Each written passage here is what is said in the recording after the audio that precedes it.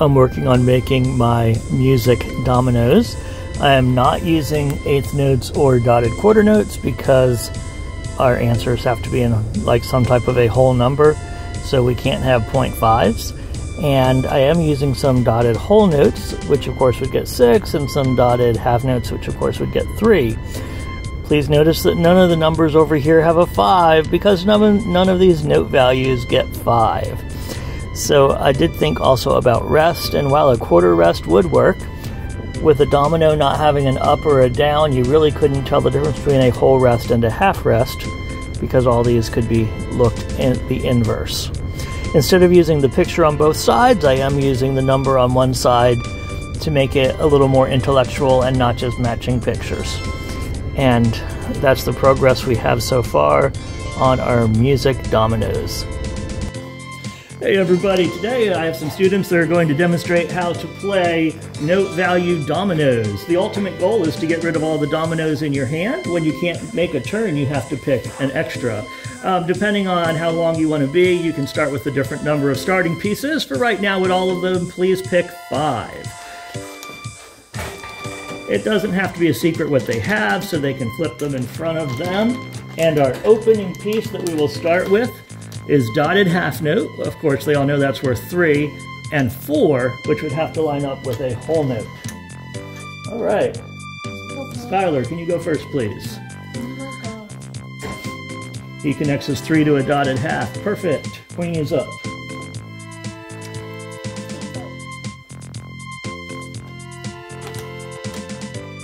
Connecting a 3 to a dotted half. We're good. Candy, you're up. Whole note to a 4, we are good. A 3 to a dotted half, yes, good. A 4 to a whole note, we are good. We are rolling in this game.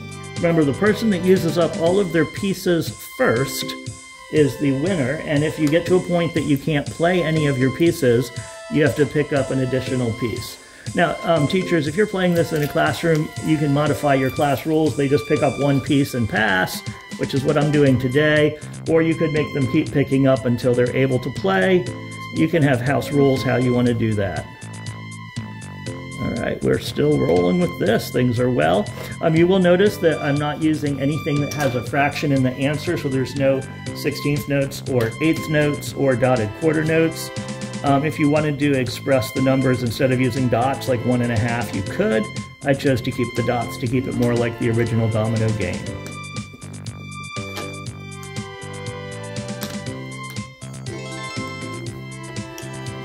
There is, of course, strategy in dominoes. You can line up your pieces to make it harder for other people to play, to kind of make more dead ends. I noticed the group today is playing very kind, making it easy for other people to play. And there's not a right versus a wrong. Oh, that won't work because you have a 4 next to a 3, and you have that 6 next to a 3 and next to a 6. Yeah, so that was the first time somebody tried to lay it where it lines up with multiples. If you want to do that, it has to line up in all directions. All right, so this is note value dominoes. Once again, it was a marker from the $1.25 store, a pack of dominoes from the $1.25 store. So $2.50, and we have an instant review game for a small group of students. We can set this up as a center and rotate it while other people are doing other activities. Good job, Skylar takes the win, Queenie takes second, and everyone out there on the internet land, I hope you get some inspiration of ways that you can make a game out of dominoes. Everyone say bye-bye. Adios. Bye. Bye.